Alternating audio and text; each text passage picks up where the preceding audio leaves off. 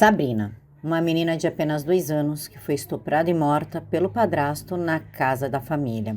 O motoboy de 26 anos de idade, de nome Jefferson, estuprou e matou a pequena Sabrina momentos antes na casa da família, levando junto com a mãe a criança ao hospital de Campo Limpo, já morta.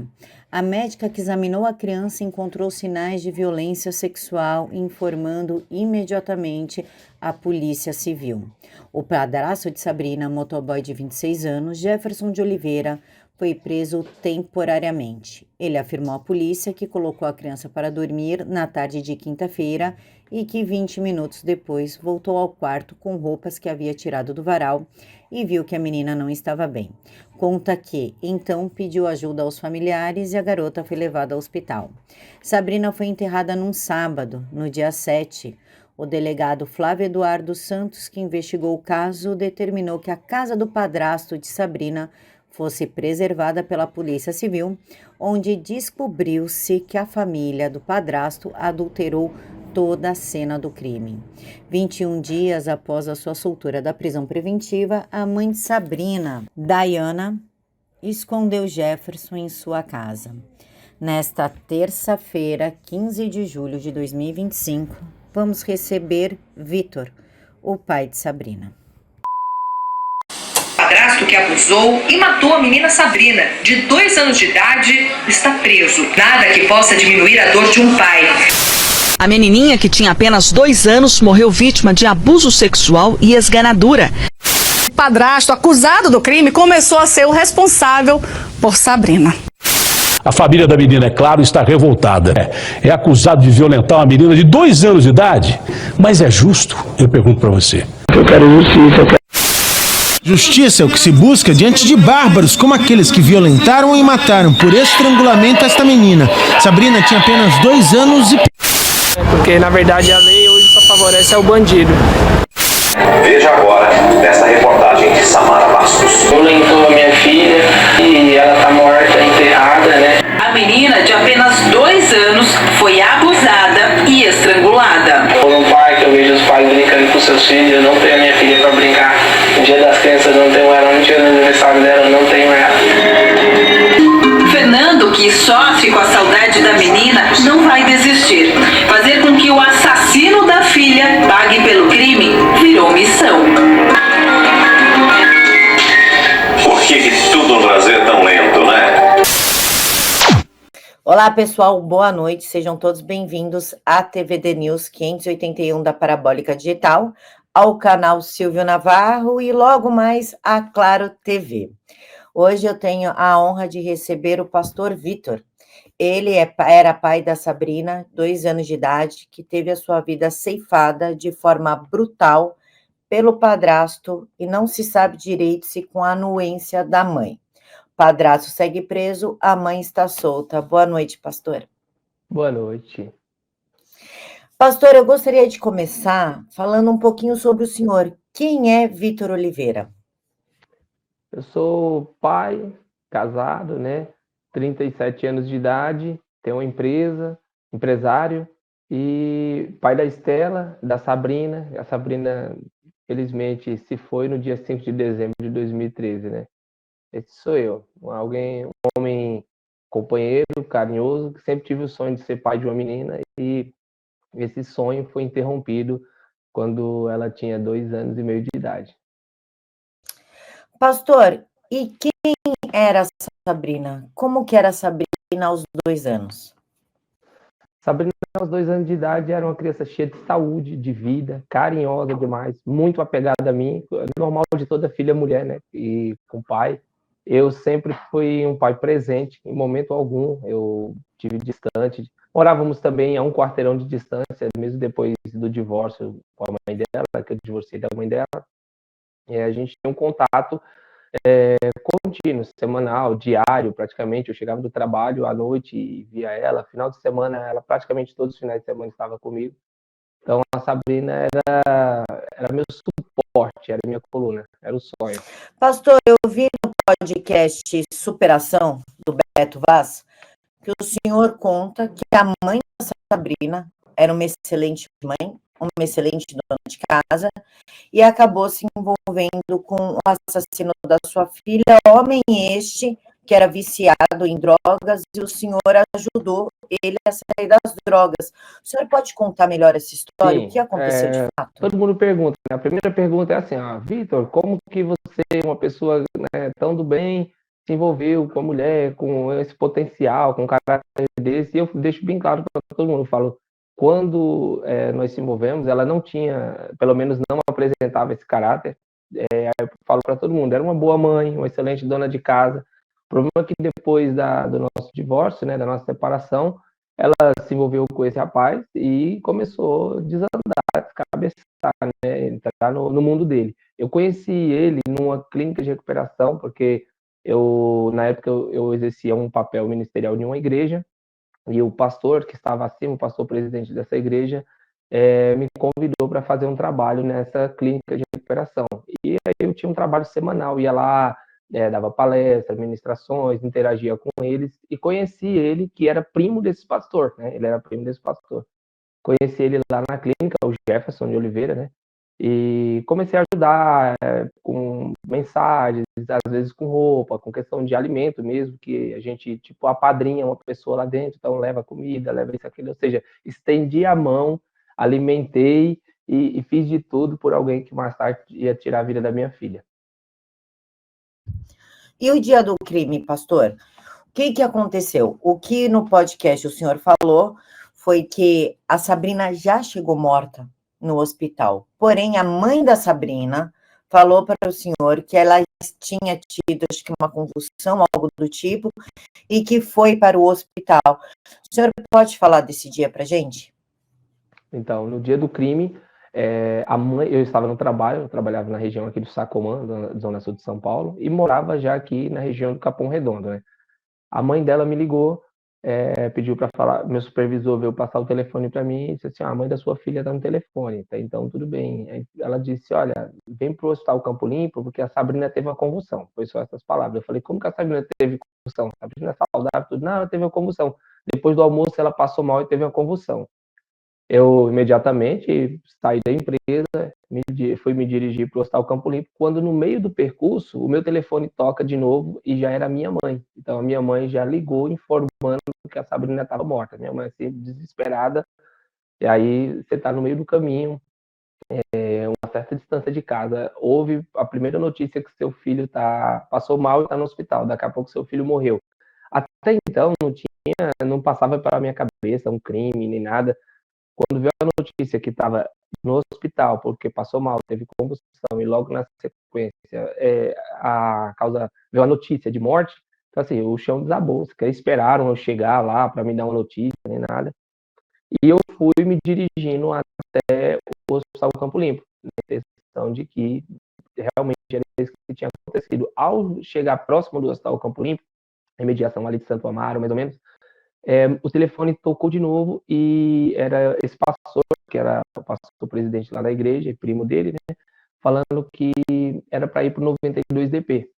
E aí minha mãe ligou também de novo, 92DP, eu já achei estranho, né? Então me dirigi para o 92DP. Quando cheguei lá, encontrei algumas equipes de reportagem, aquele alvoroço todo, quantidade de pessoas lá, pessoas da minha família, pessoas da família dela, e o investigador de polícia veio em minha direção, aí falaram, o pai da Sabrina chegou, assim, o pai da Sabrina chegou. O investigador de polícia me chamou e falou, eu vou falar diretamente, assim, falou assim, cara, você sabe o que aconteceu com sua filha? E eu falei assim, não, eu vim aqui para ouvir sabe o que está acontecendo. Ele disse assim, então, sua filha, ela foi morta. Aí eu falei, como assim minha filha foi morta? Ele falou, olha, a gente está com uma pessoa presa ali já dentro, sendo que o padrasto foi preso no flagrante, né? Estamos com a pessoa presa ali dentro e tal, o delegado já vai conversar com você. Eu me lembro que disso aí eu apaguei, passei mal, apaguei. Fui levado às pressas para o Hospital Campo Limpo, lá onde fui medicado, uma queda de pressão e tal. Foi uma questão, um estado de nervo, né, que derrubou minha saúde naquele momento. Aí, quando eu acordei, já estava sendo medicado no Hospital Campo Limpo, quando eu acordei, meu pedido foi para voltar para o 92DP. Voltando para o 92DP, foi lá onde eu tive a oportunidade de entrar na sala do delegado, e o delegado me colocar a par dos fatos, do que estava acontecendo, né? De que minha filha tinha sido morta, que o padrasto era suspeito, estava preso na sala ao lado, tal. E até o momento não tinha, ninguém tinha comentado nada sobre a mãe, a não ser o delegado que me fez algumas perguntas, porque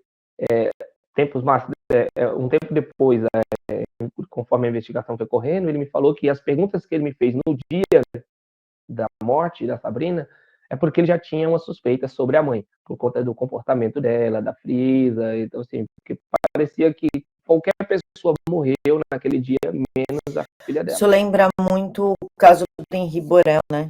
Ele morre e a mãe vai fazer unha e cabelo. Ela estava tomando uma latinha de cerveja e fumando um cigarro, assim, como se nada tivesse acontecido, totalmente fria. Pastor, o senhor nunca tinha percebido alguma mudança na Sabrina ou foi a única vez que aconteceu? Tudo aconteceu naquele fatídico dia? Ou ela já vinha apresentando algumas coisas? Porque no podcast eu lembro que o senhor fala que a sua mãe começou a questionar algum comportamento minha mãe, dela, por ser né? mulher, por já ter uma experiência de vida, passou por algumas coisas também na infância, na adolescência dela, a mãe dela faleceu cedo, então, ou seja, minha mãe já tem uma trajetória, então é mais fácil de perceber essas coisas, né? Eu, por ser homem também, a correria do dia a dia também, eu aproveitava mais os momentos com a Sabrina. Eu não tinha notado nenhum comportamento estranho, a não ser o último final de semana que nós passamos, que eu senti que ela estava mais carinhosa. Não sei se você tipo assim, já teve a oportunidade de passar assim, um dia com uma pessoa que daqui a pouco a gente, ou no mesmo dia ou dias depois, a gente recebe a notícia que aquela pessoa faleceu, né? Fica diferente. Ela estava diferente, estava com um comportamento assim, mais carinhoso comigo. Foi o que eu notei. Foi essa proximidade mais comigo, parecendo que ela estava vivendo mais aquele momento. Então a gente passou um final de semana maravilhoso. A gente sempre tirou fotos, mas naquele final de semana eu acho que eu tenho um HD com uma pasta gigantesca de tantas fotos que a gente bateu naquele dia. Parecia uma despedida de verdade. Então fomos para um sítio no interior de São Paulo, fiquei com ela no final de semana no sítio. Voltamos no domingo, fomos para a igreja à noite, e aí quando foi pela manhã ela ainda estava comigo, eu entrava no horário da tarde, no serviço, período da tarde, então até às 10 horas ela ficou comigo, que foi tomamos café, eu morava na época com a minha mãe, estava na casa da minha mãe, que já estava separado, e deixei ela na casa da mãe dela, que era na rua em frente, então assim, em poucos metros, 5 minutos dava de distância de uma casa para outra. Então levei ela, entreguei para a mãe dela, me lembro que dei um abraço bem forte assim, nela e tipo, parecia que eu sentia que aquele era o último abraço. Fico com aquela angústia, aquele aperto no peito. E isso na segunda-feira. E quando foi na quinta-feira, foi a notícia, né? Que eu não queria receber. Pastor, a sua mãe chegou a comentar quais eram os sinais que a Sabrina estava dando? Falou, olha, filho, ela está fazendo isso, está acontecendo tal coisa. Ou ela só falou, tem alguma coisa diferente? Então, a minha mãe falou que tinha umas assaduras que não era normal, a expressão foram assaduras, né? Que nas partes íntimas, na região íntima dela, que não era normal. Mas isso a minha mãe comentou comigo depois, né? Não comentou na época, porque assim, eu sou bem esquentado, sabe? O sangue, se souber que mexeu com um filho meu Deus do céu. Então, minha mãe, para evitar as coisas, eu já tinha tido algumas discussões com ele, porque umas 2 semanas antes, eu flagrei ele com a minha filha numa feira próxima de casa e me contaram, então eu fui aí que nem louco atrás dele, tomei ela do braço dele e falei, eu não quero você com minha filha. Então, assim, foi uma discussão bastante acalorada, né, nesse dia, e de fato eu não queria. Então, assim, minha mãe, para evitar alguma coisa, ela não tinha uma certeza, segundo o que ela me conta, né, ela disse assim, que percebeu que quando ia trocar a fraldinha dela, porque ela tinha 2 anos e meio, então assim, ainda usava a fralda descartável, ia trocar a fraldinha dela, ela fechava a perna, então assim, tinha alguns comportamentos que a minha mãe falou que não achou normal, que não era normal dela, porque ela era uma criança sempre foi uma criança bem tranquila e bem, assim, ela tinha muita afinidade com a minha mãe, não tinha problema de minha mãe trocar uma fralda dela, de dar banho nela, mas ela falou que nesses últimos finais de semana que antecederam ao falecimento dela, ela começou a apresentar esses comportamentos. E muito acuadinha, assim, ela estava mais caladinha, mais de canto. ela era bem brincalhona. Pastor, desculpa a pergunta, até uma forma de alertar as mulheres. Quanto tempo de relacionamento, se o senhor souber, se não souber, não tem problema, a sua ex-esposa colocou esse homem para dividir a casa? Eu acredito que não foram no máximo 3 meses. Não foi mais que isso, não. Foi pouco tempo, pouquíssimo tempo. Porque estávamos, né, eu saí de casa, né, quando com 2 meses, nem 2 meses, na mesma semana ele já estava frequentando a casa dela e já estava dormindo lá, então 2 meses depois ele já estava praticamente morando junto com ela. Eu sempre falo nas entrevistas o seguinte para as mulheres: parem de enfiar homens para dentro de casa quando se tem filhos, porque a gente nunca sabe o que vai acontecer. Tem um relacionamento da porta para fora, porta para dentro. A sua casa é seu santuário. Não se enfia absolutamente ninguém para dentro de casa. O que o senhor deu no podcast foi a respeito da prisão preventiva, que ele teve a prisão preventiva negada. Por que isso? Se estava tudo ali em mesa, tudo muito claro do que aconteceu.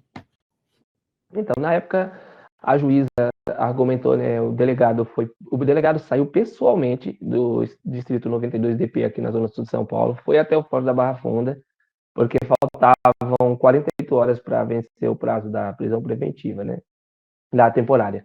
E foi com pedido de prisão preventiva. A juíza falou para o delegado que ele era réu primário, porque, embora ele tivesse uma vida totalmente bagunçada, cometesse alguns crimes, furto, tivesse problema com droga, ele não tinha nenhum registro de passagem em delegacia, nada, por incrível que pareça. Ele era uma pessoa que dava muito trabalho na região, mas não tinha nenhum registro. Então, a juíza se apegou a isso, alegando que ele era réu primário, que ainda era suspeito, que o processo da investigação, que o laudo necroscópico do Instituto Médico Legal da Sabrina ainda não tinha ficado pronto, porque ainda faltava 30 dias para o laudo ficar pronto, ou seja, ela disse uma série de argumentos que, na visão dela, justificaria que ele não tinha motivo de estar preso.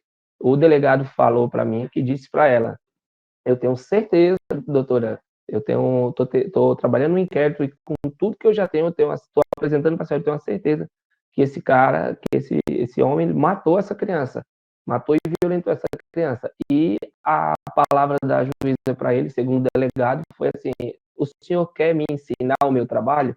E negou a prisão preventiva, e o delegado teve que colocar ele pela porta da frente, em liberdade.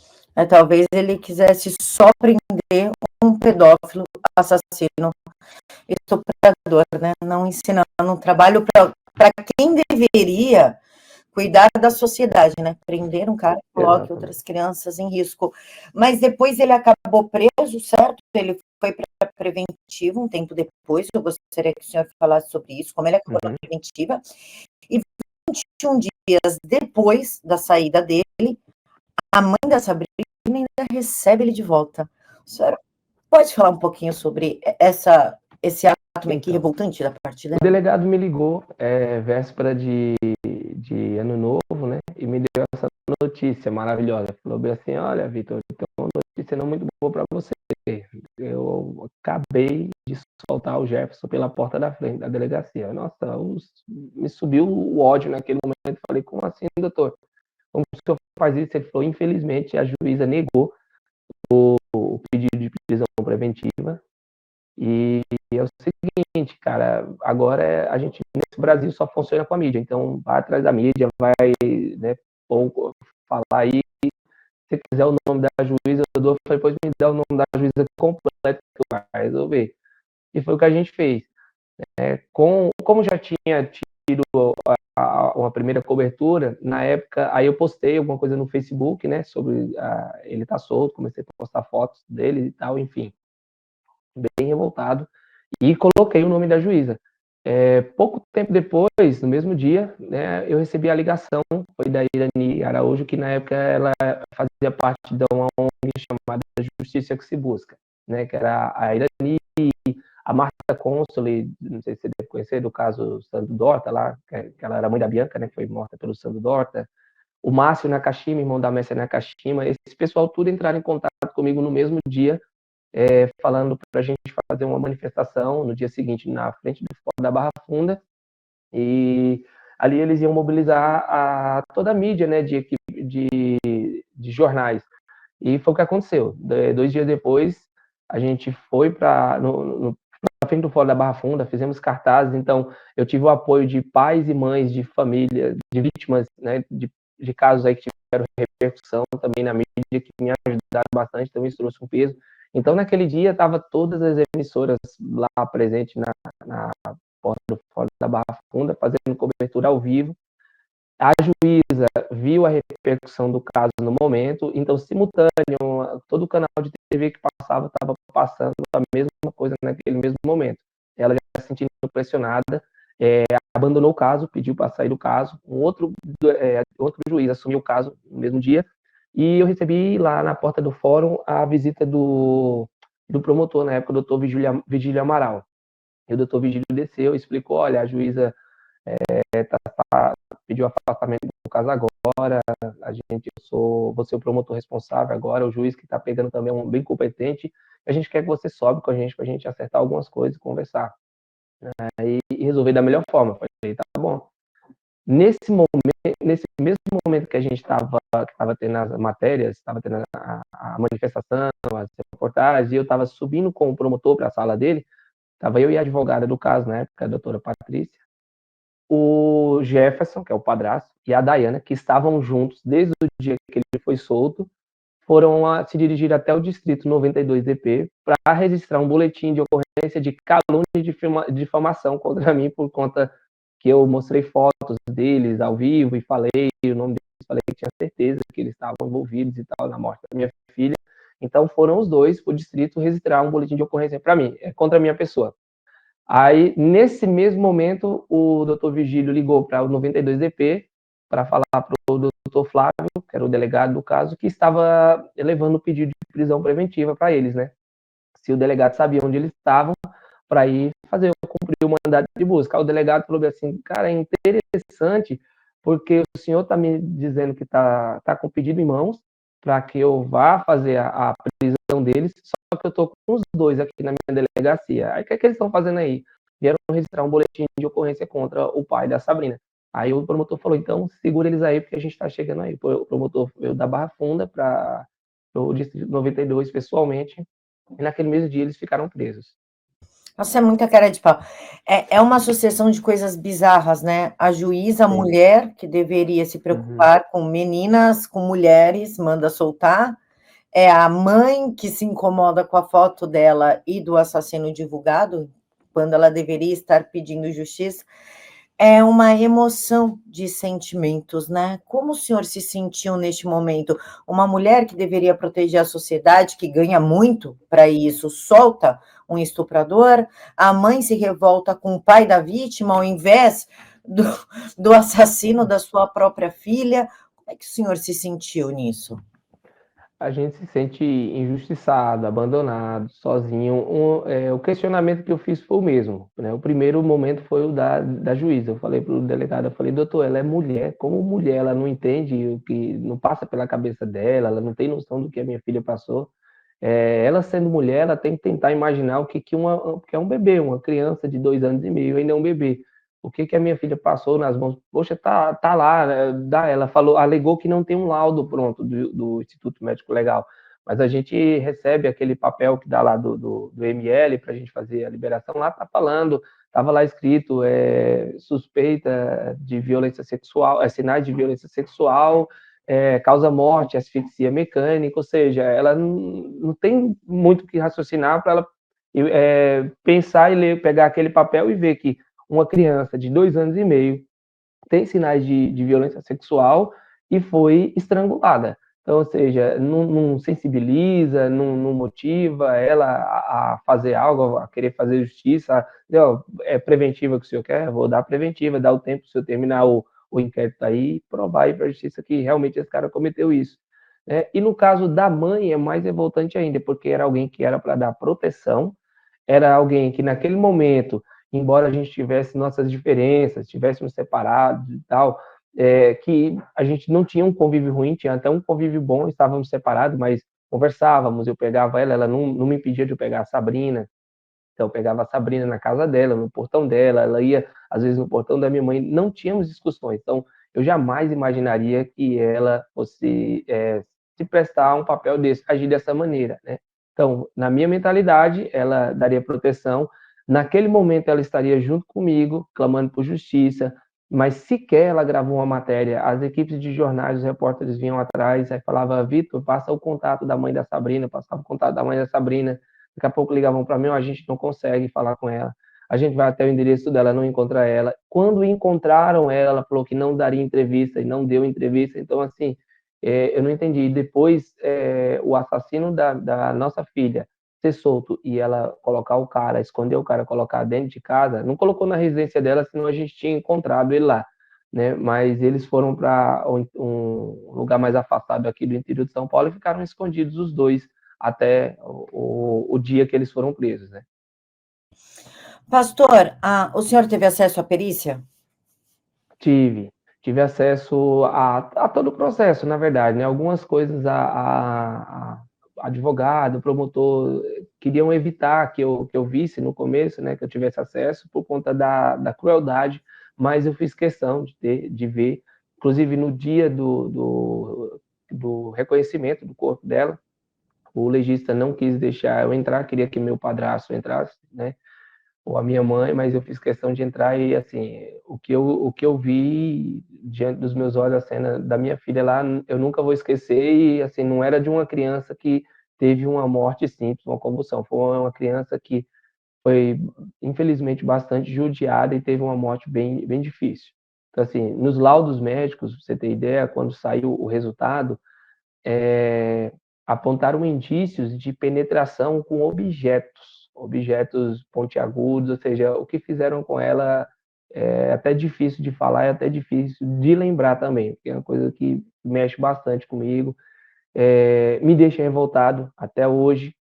O crime foi em 2013, mas quando eu me lembro disso, me causa revolta, isso me causa ódio, um desconforto. Não tenho um problema de falar, mas é algo difícil demais de sair da minha cabeça. É difícil demais de ouvir, De né? O ouvir. pessoal que já me acompanha há muito tempo sabe que eu sou muito manteiga derretida e eu tô aqui me controlando porque eu tenho 3 filhos.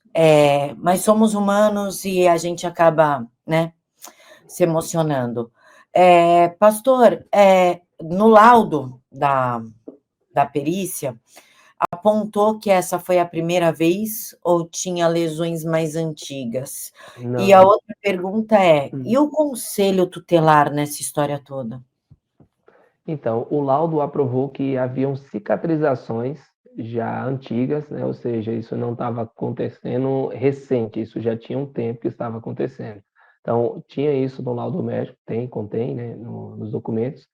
E quanto ao conselho tutelar, eu vou falar uma realidade para você. Conselho tutelar e direitos humanos no nosso país é bem difícil de falar sobre essas duas instituições, porque eu não estou desmerecendo o trabalho dos conselheiros, das conselheiras, mas parece que a instituição do conselho tutelar, às vezes, ela age quando não é para agir e não age quando é para agir. Porque às vezes tem um pai, tem uma mãe que tem uma situação financeira difícil, e estão criando os filhos ali com toda dificuldade, e às vezes por conta de, sei lá, de situações que estão passando, mas são bons pais e boas mães ali, né? Estão dando o que pode, fazendo o que pode para um filho. Aí vem um conselho tutelar e às vezes pune aquele pai, aquela mãe por uma denúncia, sei lá, da mãe falou um pouco mais alto, gritou com a criança, brigou com a criança, ou corrigiu, enfim.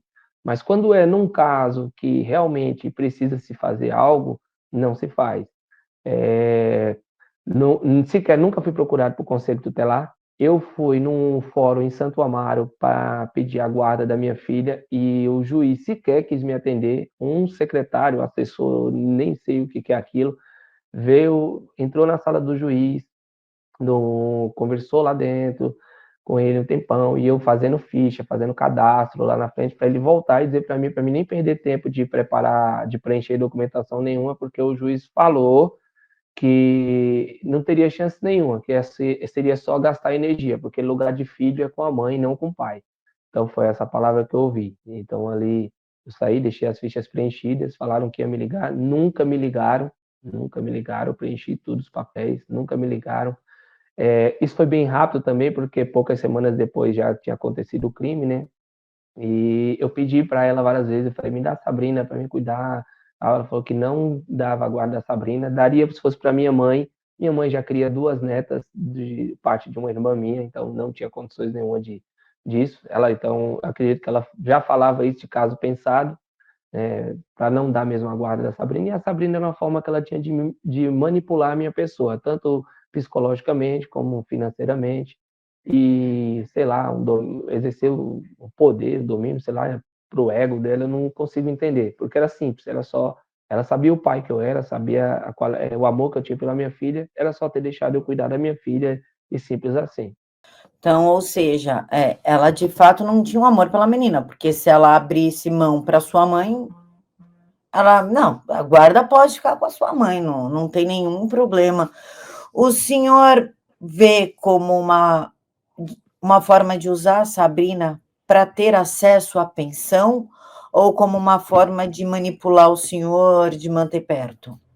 Eu acredito mais numa forma de manipular e manter perto, né, porque assim, ela é aquele tipo de mulher que é bem dominadora, que, resumindo assim, aquela mulher que ela às vezes ela não, aquele tipo de pessoa que ela não quer mais um relacionamento com alguém, tipo, não queria um relacionamento comigo, mas também não queria me ver me relacionar com nenhuma outra pessoa.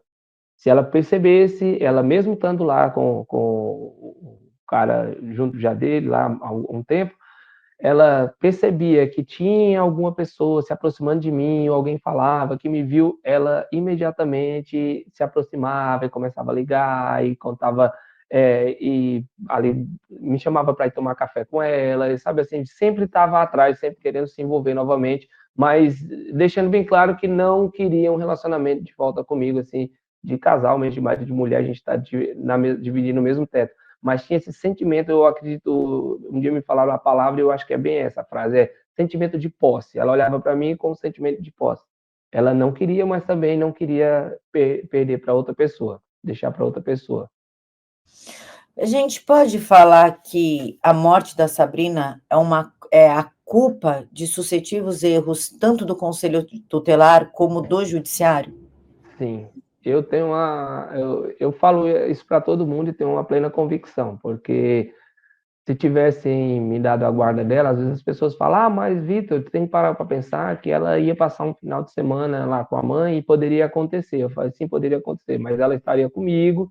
É, eu tenho para mim na minha mente que isso não teria acontecido e por mais que acontecesse, se ela fosse no final de semana para lá, poderia ser evitado o fator morte, porque ela estando presente comigo diariamente, é óbvio que eu iria notar ela passar uma semana inteira comigo, e no final de semana ela passar com a mãe, e eu percebesse que ela voltaria diferente, eu não ia deixar barato, eu iria investigar, eu iria correr atrás, iria descobrir que estava acontecendo alguma coisa, e aí a gente teria pelo menos prevenido a questão da perda dela, do fator morte. Pastor, a gente pode afirmar ou falar que a mãe sabia, sim, dos abusos recorrentes? Eu também gostaria de saber como o senhor viu a atuação da polícia nesse caso, tanto da militar como da civil. Então, eu tenho certeza, sim, que ela sabia. Quando eu conheci ela, quando eu me envolvi com ela, né? Ela era uma pessoa que não falei, uma pessoa trabalhadora. Ela já tinha 2 filhos, homens, 2 meninos do primeiro casamento, que morava com a gente, né? Inclusive. E os meninos excelentes, assim, tranquilos, excelentes. Ela sempre a mãe. Então, foi uma das coisas que me chamou a atenção. Então, eu sempre quis ser pai de uma menina. Falei para ela, falei, eu quero uma filha. Ela não queria filha. Ela sempre falou, eu não gosto de menina, não tenho, não sei o que. Ela tinha isso. Foi uma das causas também que eu pergunto, se não gostava de menina, não queria ser mãe de uma menina, porque teve uma comigo e porque, já que teve, depois que o relacionamento acabou, não permitiu que eu criasse ela, que eu fosse pai, criasse ela, fosse pai e mãe dela ao mesmo tempo, já que ela não queria. Mas, enfim, de tanto que eu pedi, de tanto que eu insisti, ela cedeu e me deu a oportunidade de ser pai da Sabrina, porque ser pai da Sabrina foi uma oportunidade para mim e um sonho realizado.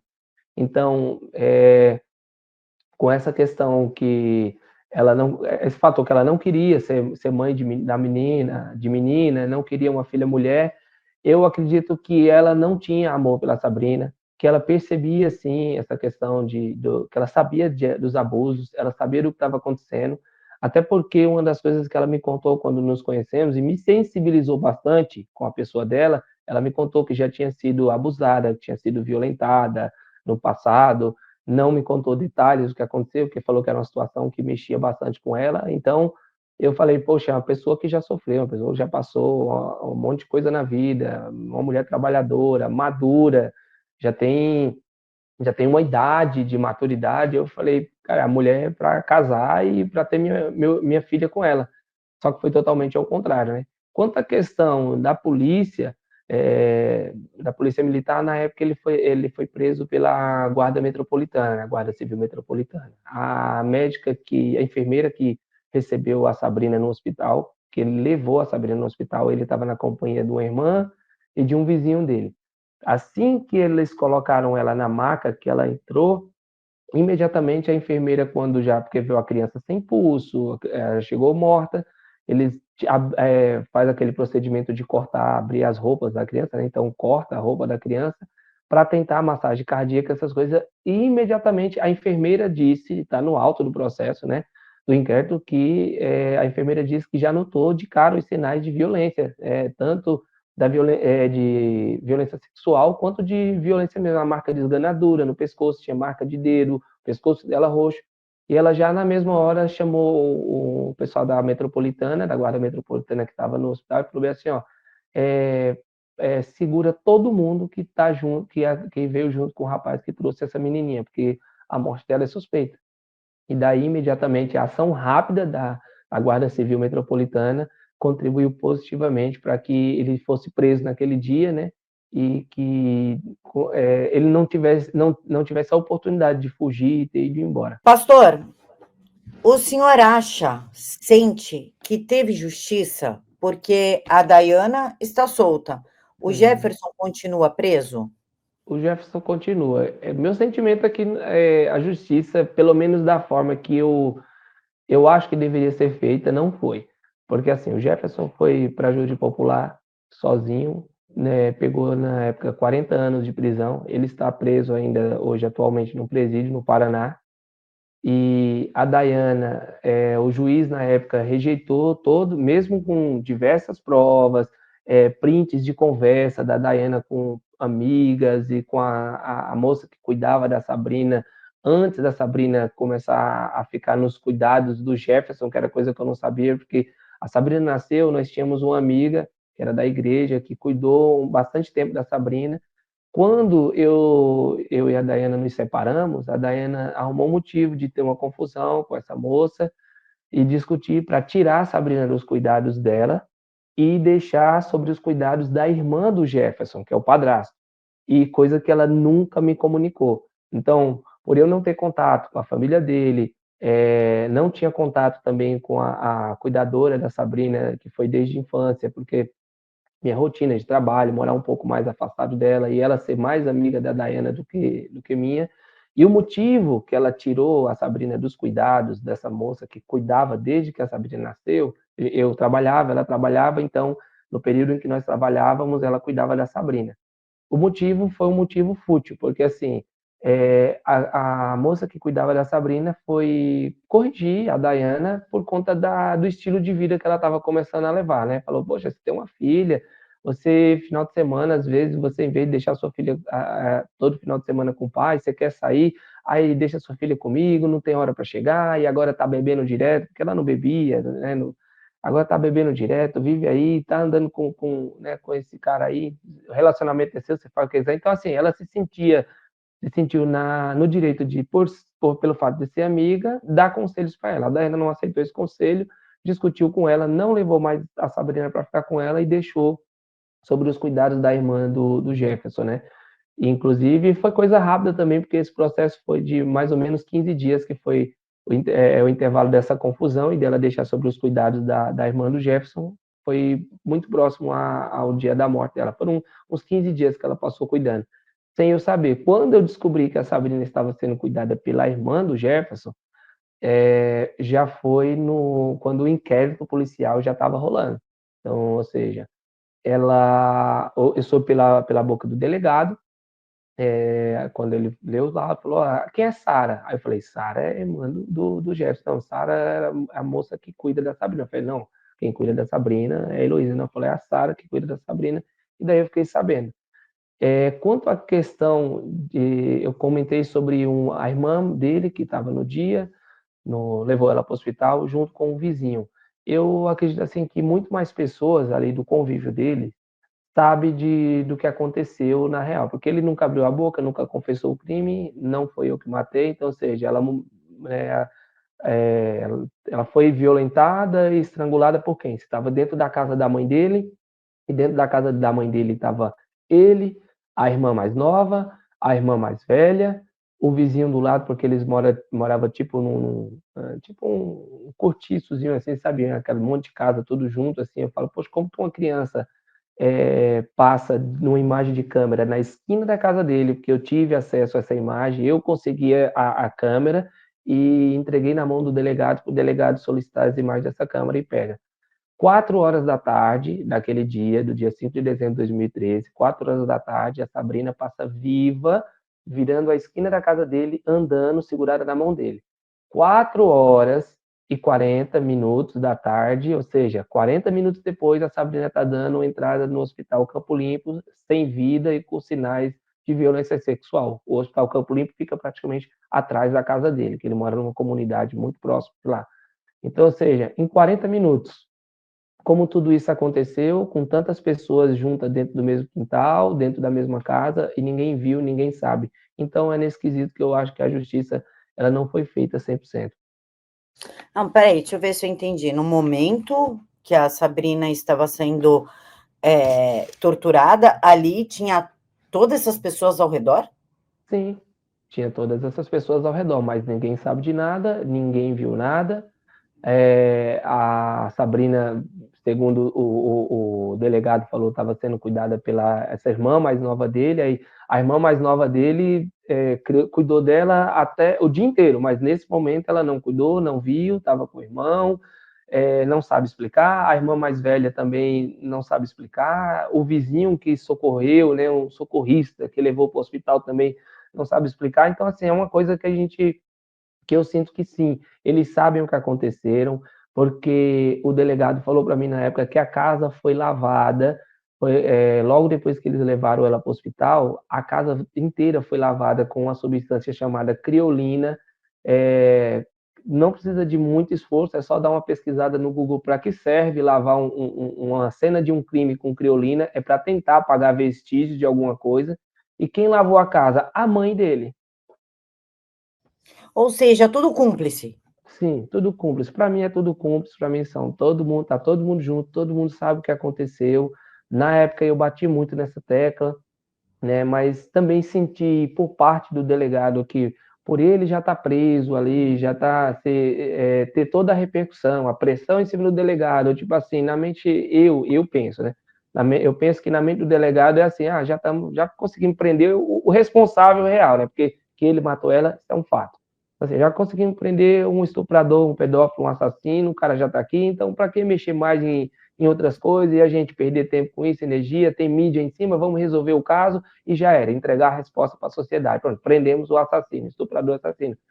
Na minha mente, eu penso que foi isso que aconteceu. E deixaram outras pessoas de fora, porque se todo mundo que eu acabei de citar tem alguma participação, seja com a cumplicidade ou com a omissão, sabem do que aconteceram e não testemunham sobre o que aconteceu, envolvendo a morte de uma criança de 2 anos e meio, para mim são tão monstro, tão culpado e tão miserável quanto ele que fez. Pastor, deixa eu ver se eu entendi. Então, nós temos uma família de perversos soltos. Sim, eu tenho uma certeza e plena convicção. Eu também vi no podcast que o pessoal da igreja tentou calar o senhor. Foi isso mesmo? Isso mesmo. Na época, o pastor presidente, lembra no começo da entrevista, eu te falei que ele era primo do pastor, né? Primo do pastor. cresceram juntos. E ele tentou argumentar, inclusive, querendo usar, tipo, a própria Bíblia, textos bíblicos, assim, desconexos, fora de contexto, para mim, para alegar que eu estava errado em dar entrevista, em procurar justiça, que a justiça eu tinha que esperar da parte de Deus e que Deus ia fazer acontecer, e todo aquele argumento, né? A justiça de Deus acontece, mas também é bom a gente ver a dos homens, né? Exatamente. Como Mas é que... ele que. Vai, pode falar. Desculpa, não, pode falar.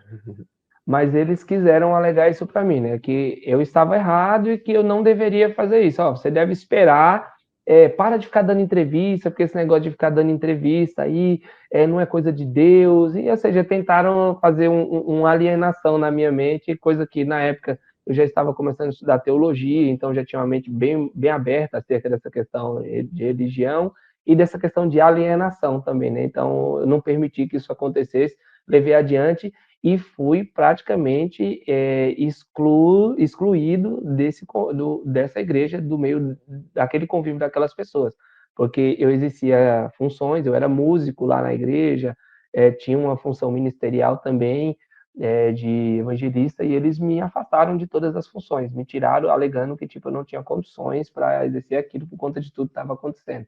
E basicamente me excluíram de lá do ministério mesmo, colocar de canto, e as caras, as falas, para mim eram as piores, e eu me senti, assim, sabe, sozinho, sem rumo, e me tiraram do ministério mesmo, literalmente.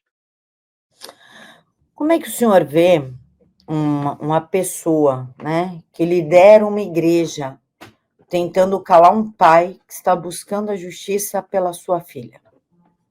Eu vejo como alguém que pode ser que deva alguma coisa também, saiba de algo que aconteceu e deva alguma coisa, porque isso não é essa atitude dele não foi uma atitude só de alguém que tem uma alienação, sei lá, uma mente fechada, religiosa demais e na ignorância, não, isso não pode, não, eu tenho a certeza e a convicção que ele também sabia de alguma coisa, porque a imagem que eu falei para você que a Sabrina parece viva, antes de chegar na casa dele, esse mesmo pastor aparece na imagem, o carro desse pastor, ele não chega a aparecer na imagem, mas aparece o carro dele parando na esquina e desce o Jefferson e a Sabrina do carro dele e entra na rua do Jefferson, a rua onde a Sabrina foi morta.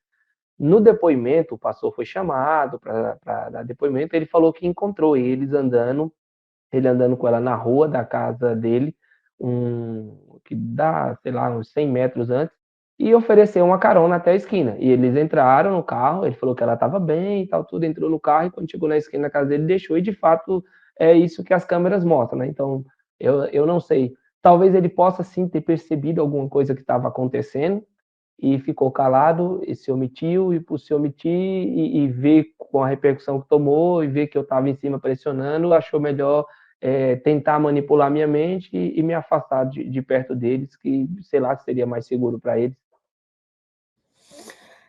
Que absurdo. E os direitos humanos, pastor? Porque muito se fala em direitos humanos, mas a impressão que a gente tem, eu nunca passei por isso, e peço a Deus para nunca passar por isso, sendo muito sincera, porque eu admiro muito o equilíbrio emocional, a fé, a resiliência de uma pessoa que perdeu seu filho e seguiu a vida. Eu não teria isso eu sempre deixo bem claro. Eu não teria essa força que vocês têm, essa estrutura emocional que vocês têm. E a impressão que a gente tem, quem nunca passou por isso, é que os direitos humanos só servem para o preso, para o famoso direito dos manos. Como foi a atuação dos direitos humanos no seu caso? Atuação nenhuma. Eu vou falar para você, essa instituição de direitos humanos, eu conheço ela somente pelo papel e de ouvir falar, porque direitos humanos nunca me procurou, direitos humanos nunca quis saber algo sobre o caso, sequer. Pelo contrário, quando ele foi preso, direitos humanos bateu na porta da delegacia, porque o delegado falou que o advogado dele alegou que ele estava sendo torturado, né, para confessar o crime. Então, aí o Direitos Humanos apareceu. Quem conhece os Direitos Humanos é o assassino da minha filha. O Direitos Humanos chegou lá e protegeu a integridade física dele. Mas, para mim, eu nunca vi, não conheço essa instituição, a não ser no papel. Nunca ligaram para o senhor, nunca ofereceram ajuda, ofereceram ajuda psicológica, nada, o Estado não te deu nada. Não, na época o promotor, o doutor Vigílio, me levou pessoalmente, que foi um cara muito bom, muito importante para mim. Ele teve também participação no caso lá, Isabela Nardoni, e ele me levou para fazer um acompanhamento no CRAS, acho que é CRAS, era CRAVE, que é lá dentro mesmo, fora da Barra Funda, que é um acompanhamento psicológico. Passei com uma psicóloga chamada doutora Priscila, e me ajudou bastante ali, que eles têm toda uma metodologia para tratar, por conta do caso, ali está bem quente, né, para acalmar a gente, conversar. Então, foi o único apoio que eu tive. E mesmo com eu passando lá, com ficha, passava semanalmente, era 2 consultas por semana, passava na psicóloga, dentro do Fórum da Barra Funda, mesmo estando lá dentro. Eu acreditei que nesse período, por estar lá, já estar dentro com a ficha dentro do sistema, todo preenchido, e pela repercussão, tudo que aconteceu, e está passando dentro do fórum, essa instituição chamada Direitos Humanos fosse me procurar, mas eu nunca recebi ligação deles, nunca recebi visita, e não conheço ninguém do Direitos Humanos, só na teoria mesmo. Posso fazer uma pergunta com cunho político? Pode. O silêncio do Congresso mata os nossos filhos? Com certeza, sem sombra de dúvida. O nosso país é um país que a gente observa assim, termo de tudo, mas vamos falar especificamente sobre as leis. A nossa Constituição, nosso Código Penal é totalmente ultrapassado. A gente observa que nesses últimos anos eles têm mexido em alguma coisa de lei, de código, mas leis que favorecem a eles, favorecem ao judiciário, ao Supremo, ou seja, a quem está no topo da pirâmide. São leis que favorecem a eles. As leis que protegem as mulheres que são mortas por feminicídio, as crianças que são mortas todos os dias, que são violentadas, que são torturadas, não existe leis que protegem, porque quando um crime acontece, você observa, não precisa lembrar do caso da minha filha, mas diariamente a gente liga aí nos jornais, sei lá qual é a emissora, seja qual for a emissora, e a gente vai ver que todo caso é a mesma coisa. Acontece o crime, o sujeito é preso, a pessoa é presa ali, e logo na sequência é um monte de brechas que a gente tem dentro dessa lei nossa que é tão falha, que às vezes as pessoas acabam recebendo uma liberdade, acabam saindo, ou advogado mesmo fica tentando sair por ali, e muitos dos casos que a gente vê os criminosos não vão em liberdade porque a mídia fica fazendo pressão em cima. Porque se nós não tivéssemos vocês repórteres, a mídia em cima nesses casos, infelizmente a gente ia ver aí 100% de impunidade em crimes relacionados a crianças e mulheres no nosso país. Se estivesse acontecendo uma audiência pública, pastor, e o senhor tivesse a oportunidade para falar cara a cara com os 513 sanguessugas que dependem do nosso dinheiro, mais 83 senadores que também são tanto quanto sanguessugas que vivem uma vida nababesca do nosso dinheiro, mas nada fazem por nós, o que o senhor falaria para eles? Eu falaria que o sangue de centenas de mulheres inocentes e centenas de crianças inocentes que já foram mortas por feminicídios ou mortas depois de sofrer uma violência sexual, está sobre a mão deles, que eles são tão culpados quanto aqueles que foram os algozes, né, do crime, que aqueles que cometeram o crime, mas aqueles que estão com a caneta na mão, que são responsáveis pelas leis que regem esse país, são os primeiros responsáveis no crime. O Jefferson tirou a vida da minha filha. Teve uma sequência de pessoas ali arroladas num processo que foram testemunhas e se omitiram como testemunha naquele momento, ou seja, que para mim também são cúmplices. Mas quem está lá em cima, quem tem o poder de criar uma lei que realmente protegesse a minha filha, é tão culpado quanto aqueles que cometeram o crime físico contra a vida da minha filha. Nós estamos envoltos a um país de cúmplices de assassinatos de criança. O senhor, tendo contato com outros pais, outras mães, que também tiveram a vida de seus filhos ceifados pela violência endêmica que assola esse país, o senhor consegue mensurar se as leis que protegem as crianças são apenas leis para inglês ver, que não servem para nada, que na verdade colocam as nossas crianças em risco, e daí que as crianças brasileiras estão sendo tratadas como objetos?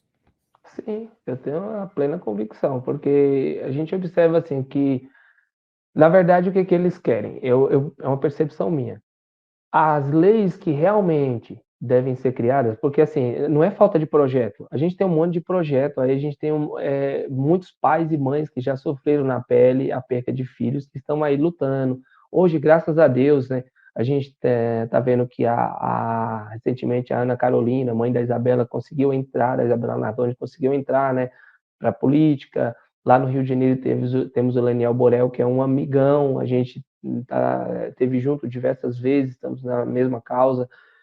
O Beto Vaz, né, também pai da Vitória, ou seja, tem uma gama de pessoas aí que hoje que passaram por essa dor que eu passei e estão ingressados aí dentro da política e clamando, mas são vozes ainda que são ouvidas à distância, por quem realmente poderia ouvir a voz desses pais, dessas mães que clamam por justiça, né, e fazer alguma coisa. Então, ou seja, todos eles têm projetos de lei, todos eles têm projetos de lei. Existem outros projetos de lei para garantir proteção verdadeira do adolescente, da criança, da mulher. Não é de hoje tramitando aí, sendo clamado para que isso seja ouvido e aprovado, só que eles não querem pôr isso em vigor, não querem votar, não querem aceitar, não querem fazer com que isso aconteça. Aí, para tirar a atenção, às vezes, ou a crítica de cima deles, e para ficar menos feio para eles, eu acredito, aí eles ficam criando outras leis, algumas coisinhas que parece que vai ajudar, mas na verdade não vai ajudar em nada, é só para mostrar que eles estão fazendo alguma coisa, entre aspas, né? Mas na verdade não estão fazendo nada do que realmente deveriam fazer.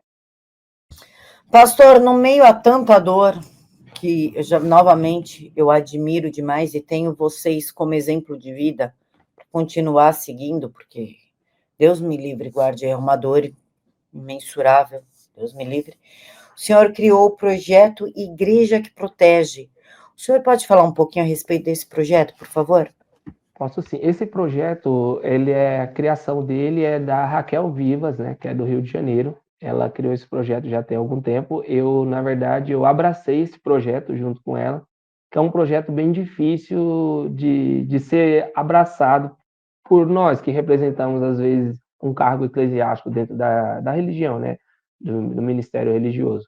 Ou seja, o que acontece? A Raquel, ela criou esse projeto no intuito de proteger as crianças que estão vítimas de violência dentro da religião em geral. O nome do projeto é Igreja que Protege, mas a gente vê aí que não é de hoje que crimes acontecem dentro do ambiente religioso. Por quê? Quando as pessoas elas se apegam à religião, seja ela qual for, a gente começa a frequentar um determinado ambiente religioso porque a gente quer encontrar paz, tranquilidade. Automaticamente você imagina, e essa é uma imaginação equivocada, que aquele ambiente ali é um ambiente de pessoas perfeitas. E deixa eu falar uma coisa, a igreja e nenhuma religião no mundo é um ambiente de pessoas perfeitas, porque onde houver seres humanos no comando ou fazendo parte de um contexto, é, vai existir pessoas falhas. Então, eu costumo dizer para as pessoas, tomem um cuidado, o projeto A Igreja que Protege serve para alertar as pessoas justamente disso, não é porque você está dentro da igreja que você vai confiar 100% a vida dos seus filhos ali na mão de pessoas, de homens e de mulheres que você sequer sabe de um histórico dessas pessoas lá atrás. Uma das coisas que o projeto A Igreja que Protege faz é fazer um levantamento, né, da vida passada dessa pessoa. Porque dentro de religiões hoje, 90% das pessoas ali dentro são ex alguma coisa. Ex-prostituta, ex-ladrão, ex-assaltante, ex-assassino, ex alguma coisa. Então, como que eu pego meu filho, que é o meu bem mais precioso, e entrego nas mãos de alguém que teve um histórico lá atrás? E sim, eu acredito na recuperação do ser humano, que todo mundo tem o direito de regeneração, sim, mas que a gente tem que ter sim uma certa cautela. Eu não posso chegar simplesmente a entregar a vida do meu bem mais precioso, que é o meu filho, nas mãos de alguém que sequer eu sei do que é capaz de fazer. Então, a igreja que protege serve para isso, para você, mãe, você, pai, cuidar dos seus filhos e ter um olhar mais atento dentro do ambiente religioso, não simplesmente chegar na igreja e entregar seus filhos a Deus dará e vai lá, leva para a salinha das crianças. Não, peraí, quem é que cuida da salinha das crianças? De onde veio essa pessoa? Qual é o histórico de vida dessa pessoa? Entendeu? Então, ou seja, vamos para casa de fulano de tal, deixa seu filho ir comigo. Não, peraí, eu preciso saber quem é essas pessoas, não funciona assim. Então, às vezes as pessoas falam, é muita histeria isso, né? Não precisa ser assim, não, a gente tem que ter cautela assim, porque a gente vê frequentemente, todos os dias, tem um caso semelhante. Não, são vários casos como esse acontecendo. Histeria porque não é o filho deles, né? Exatamente. Porque pai e mãe que ama, que se preocupa, protege, gente. E vai estudar histórico de professor, vai ver o que já aconteceu na escola, vai estudar, sim, o histórico da igreja, do pastor, de quem está lá dentro. Fica largando os filhos a Deus dará. Ó, pastor, né? Não dá, né? Não. Pastor, só a respeito do Jefferson, a Dayana segue solta. E eu falo o nome dela assim porque ela é mãe, deveria ter protegido e não ficar enfiando o cara dentro de casa. A Dayana tá solta. Isso. O Jefferson, ele segue preso. Correto. Quanto tempo de cadeia o Jefferson pegou? E o que o senhor acha da saidinha? Porque uma hora ele vai ter direito à saidinha por bom comportamento. E é muito fácil ter um bom comportamento dentro da cadeia, né? Como é que o senhor vê essa saidinha dos presos e em quanto tempo nós teremos que conviver com alguém tão abjeto como o Jefferson? Na minha concepção, essa saidinha nem deveria existir. Né? É o primeiro ponto. O segundo ponto é que em crimes hediondos, que é o crime que o Jefferson cometeu, né, no caso do feminicídio, no caso da violência sexual, uma morte de uma criança, essa pessoa ela não deveria nem existir essa história de cumprir um terço da pena e tem os benefícios lá. Para mim, essa pessoa deveria cumprir de ponta a ponta. Se realmente nosso país fosse um país justo nas leis, volto a falar delas, né, realmente tivéssemos políticos interessados com o bem-estar da sociedade e com as pessoas que são vítimas da violência, criariam leis de verdade, colocariam em prática leis que colocariam essas pessoas na cadeia durante para cumprir toda a pena que ela recebeu. O Jefferson foi condenado a 40 anos de cadeia, né? O julgamento ocorreu em 2017, foi 2017, o crime foi dia 5 de dezembro de 2013, ele ficou preso sem julgamento até 2017, 2017 foi o julgamento e em 2017 ele foi condenado a 40 anos, né? E de lá segue preso. No caso da Dayana, por ter tido diversas provas que foram apresentadas contra ela pela promotoria e pelo delegado na época do caso, terem sido rejeitadas, ela não ficou presa, ela ficou presa um período de 1 ano e 6 meses, se não me falha a memória, e hoje segue em liberdade aí. Logo então nós teremos que conviver com esse lixo nas ruas, né? Porque nem lixo acho que tem mais dignidade do que um ser humano desse tipo, dessa estirpe. Pastor, justiça ou justiçamento? Nós estamos vendo muitos casos de justiçamento. Não me oponho quando o cara é pedófilo, quando o cara é estuprador. Eu acho que tem que... A justiça, na meu ver, aí eu não estou nem falando nem como jornalista, nem como psicanalista, eu estou falando como mulher, como mãe, como cidadã. A justiça, a meu ver, não resolve. Então, a população agora está se dando ao direito de resolver como deveria ser resolvido, porque esse crime ou é pena de morte ou é prisão perpétua, duas coisas que nós não temos no Brasil. O senhor teve vontade de fazer justiçamento? E como o senhor vê esses casos quando acontece? Acha errado? É o que tem para hoje? Como o senhor vê tudo isso na qualidade de pai de uma vítima? Então, na época, quando ele foi solto, né? Quando o delegado falou que foi solto, eu procurei sim. Acho que eu vasculhei essa zona sul de cabeça, virei de cabeça para baixo atrás desse cara. E se eu tivesse tido a oportunidade de pôr as minhas mãos nele, eu teria sim feito. Eu vou falar bem direto no português, bem claro. Eu teria feito vingança, sim. Porque eu lembro quando eu entrei naquela sala do Instituto Médico Legal, que eu vi o corpo da minha filha na situação que estava. O legista puxou aquela toalha. Quando eu vi aquilo me deu uma dor, uma revolta, e um juramento que eu fiz para mim mesmo. Eu falei: eu vou acabar com a vida de qualquer pessoa que fez isso. Nem que custe a minha vida, eu vou acabar com a vida. Então, fiz um momento de muita ira, de muito ódio naquele momento. Só um pai que tem a dor e a tristeza de passar pelo momento desse sabe o que a gente sente naquele momento. Então fui atrás, fui de tudo. Ele deu sorte, ele deve agradecer a Deus todo dia por eu não ter encontrado ele, porque ia ser cruel demais para ele. Quanto ao que eu penso sobre ver as pessoas fazerem, né, hoje isso, a justiça com as próprias mãos, né?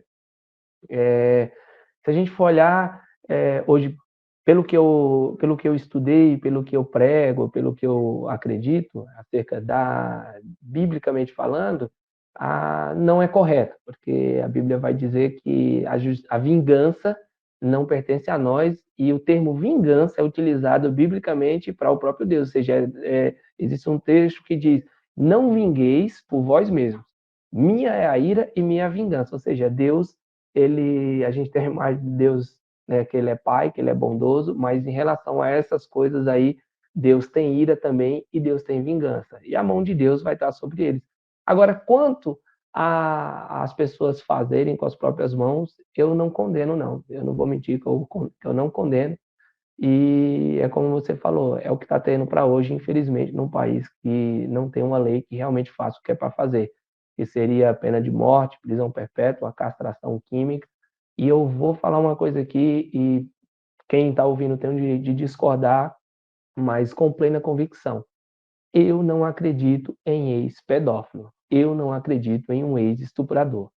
Quem cometeu um crime como esse uma vez, vai cometer de novo. Ele só vai precisar da oportunidade. Existe um ditado popular que as pessoas dizem que é: a ocasião faz o ladrão. Então, da mesma forma, a ocasião nunca faz, a ocasião faz um estuprador, a ocasião faz um pedófilo. Então, não acredito que esse tipo de gente tenha recuperação, porque nesse ministério pastoral eu trabalho há anos com pessoas que saíram da dependência química e que realmente se curaram disso, mas tiveram suas recaídas lá atrás.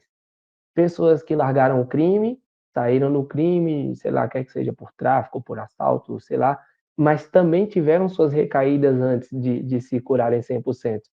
Por que que na mentalidade das pessoas, o pedófilo, ou do judiciário, o pedófilo ele tem que ter uma oportunidade, sendo que ele também vai ter suas recaídas? E, ao contrário dos outros, eu não acredito que ele tenha recuperação nenhuma, porque essas recaídas, elas vão acontecer sempre ao longo da vida dele. Então, são o tipo de pessoas que, para mim, deveriam ser tiradas do convívio, de dentro da sociedade. Agora eu vou falar como uma especialista em psicopatologia. Não tem recuperação. Não. Nem pedófilo, nem estuprador, nem sadomasoquista, porque eles fazem parte de um grupo chamado perversos, né? E aí entra quando o pessoal fala: então é psicopata. Não, não é. Perversão não é psicopatia, embora existam psicopatas perversos. Então, um perverso, ele não tem cura. Ainda mais o perverso que precisa subjugar e torturar vítimas, seja na zoofilia, na pedofilia ou no estupro. E vai a dica para as mulheres que a esquerda fala: ai, faz xixi na hora do estupro. O perverso não liga para isso, muito pelo contrário. Dá mais prazer, porque se urinar demonstra pavor. E quanto mais pavor, mais excitado. Então, não caio nessa. Não existe recuperação de pedófilo, não existe recuperação de estuprador, não existe recuperação de quem pratica zoofilia e outras perversões. Por isso que o Código Penal deveria ser alterado para deixar essas pessoas trancadas o resto da vida. Da castração química. A castração química, ela diminui a libido, e tira a ereção, mas a perversão permanece. E aí entra cabo de vassoura, escova de dente e outros objetos que dá para serem usados. Pastor, agora eu gostaria que o senhor se visse apenas como o pai da Sabrina. Esquece o Vitor, esquece o pastor, esquece o empresário, esquece o pai dos seus outros filhos. Apenas o pai da Sabrina. Quando o senhor for chamado por Deus para voltar ao reino dos céus, encontrar a Sabrina, o que o senhor gostaria de falar para ela? Abraçar. Abraçar ela, só sentir ela. Abraçar. Não tenho nem palavra. É um momento esperado demais. Só quero abraçar e dizer eu te amo. Somente isso.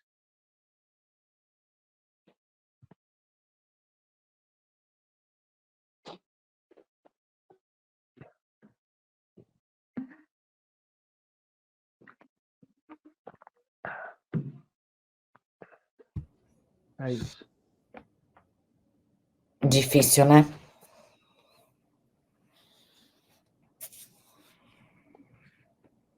Difícil.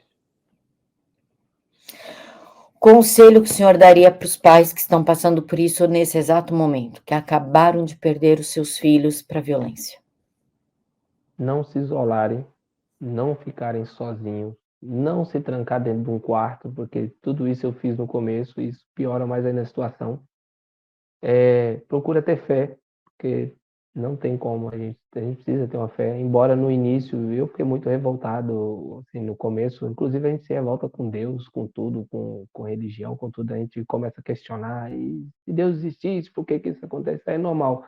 Eu sou bacharel em teologia e todo o meu conhecimento teológico foi por água abaixo naquele momento, assim, porque a gente fica cego por conta das emoções e tudo, mas mesmo assim o aconselho é fundamental. Se apega à fé, fica perto de pessoas que sejam positivas, que vão te ajudar a passar por aquele momento tão difícil, te dando carinho, suporte, amor, atenção.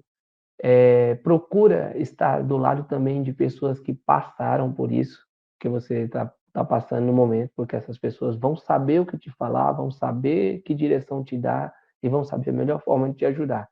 Então é isso, não se isolar, não ficar recluso, não deixar que a depressão ela venha e te pegue, porque a depressão me pegou e quase me matou nessa época.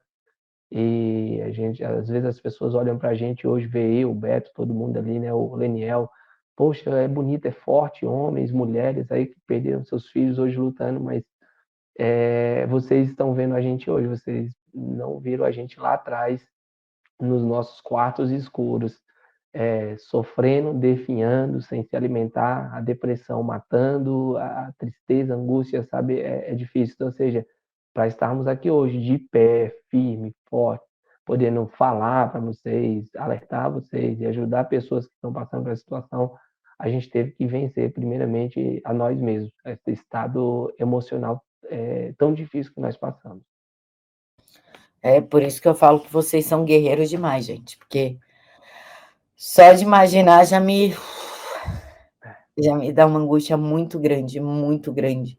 Eu reconheço na minha pequenez de ser humano que eu não aguentaria jamais, jamais. Por isso que eu os considero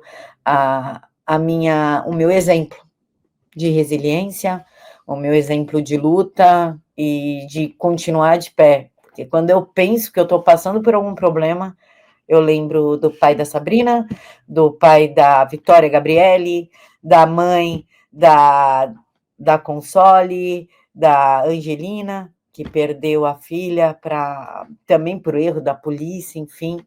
E são vocês que vêm à minha mente na hora assim mais difícil, porque olha, essa resiliência que vocês têm é sobre-humana, vem de Deus, vem da fé, né, pastor? E a sede de justiça, acima de tudo. Porque um ser humano sem um objetivo, ele sem foco, sem objetivo, eu costumo dizer que essa pessoa ela não tem sentido algum para ela na vida, então ela estaciona no tempo. Mas quando a gente estabelece algo como objetivo, no nosso caso é justiça, não só pelos nossos filhos, mas pelos outros que estão vivendo esse momento e pelos que, infelizmente, ainda vão acontecer, porque Vitórias, Sabrinas, Isabelas não foram as últimas. Infelizmente, a gente ainda vai ver muito isso acontecer. Enquanto fôlego a gente tiver e força a gente tiver, a gente vai para a luta aí para que seja feito alguma coisa nesse país. E eu tenho esperança disso, sim, um dia. Eu tenho esperança que mude, tenho esperança que nosso cenário político mude, que tudo mude, a gente tenha que um dia o Brasil vai ser um país que possa não ser o melhor do mundo, mas que seja uma referência. E as pessoas lá fora possam olhar e dizer bem assim, poxa, que país era aquele que era tão difícil, tão escasso de leis e de tudo, e hoje é o que é. E realmente a gente viver num lugar maravilhoso que vai ser o nosso país. Eu acredito, sim, no futuro. Ah, Deus te ouça, pastor, porque eu sou uma das pessoas que mais briga nas redes e vou em Câmara de Vereadores e assembleias, enfim, pedir a mudança das leis, porque não adianta a gente se preocupar que filhos nós vamos deixar para o mundo, o que nós estamos fazendo para nossos filhos, mas que país que nós estamos deixando para os nossos filhos, o que nós estamos ensinando, o que os governantes estão ensinando para os nossos filhos, que roubar pode, que matar pode, que fazer maldade pode, usar droga pode tudo, só não pode ser correto, só não pode colocar o seu filho para trabalhar aos 14 anos, para ensinar responsabilidade, só não pode agir certo nesse país. Aqui pode agir errado sempre, né, pastor? Exatamente. Pastor, eu quero agradecer ao senhor, pedir desculpa pelas vezes que eu me emocionei, mas eu sou mãe, sou ser humano, e relatos como o seu é muito difícil de ouvir e de segurar. Embora a gente tente segurar ao máximo, é difícil. Então, eu peço desculpa ao senhor por ter me emocionado, agradecer imensamente a sua presença e dizer que a TVD e o canal Silvio Navarro está sempre de portas abertas para o senhor, para quando o senhor quiser voltar, se tiver alguma atualização, se acontecer alguma coisa com o Jefferson, que torço eu para que aconteça alguma coisa dentro da cadeia com ele, quiser voltar para falar, é só me avisar que as portas estão abertas para o senhor. Com certeza. Eu que agradeço pela atenção, por vocês terem entrado em contato, por ter essa oportunidade de falar mais uma vez sobre tudo isso, né? De manter também a memória da Sabrina viva. E a gente tem essa oportunidade de falar sobre essa sede de justiça que a gente tem, né? E a expectativa também sobre a mudança nesse nosso país. Pessoal que nos acompanhou até aqui, tanto na TVD como no canal Silvio Navarro, pode cortar o vídeo, pode usar o material. Aqui ninguém tem ciúmes com o material, só não tira do contexto e nos marque para a gente saber que vocês gostaram. Fiquem todos com Deus e até amanhã e tenham uma boa noite. Tchau. Tchau.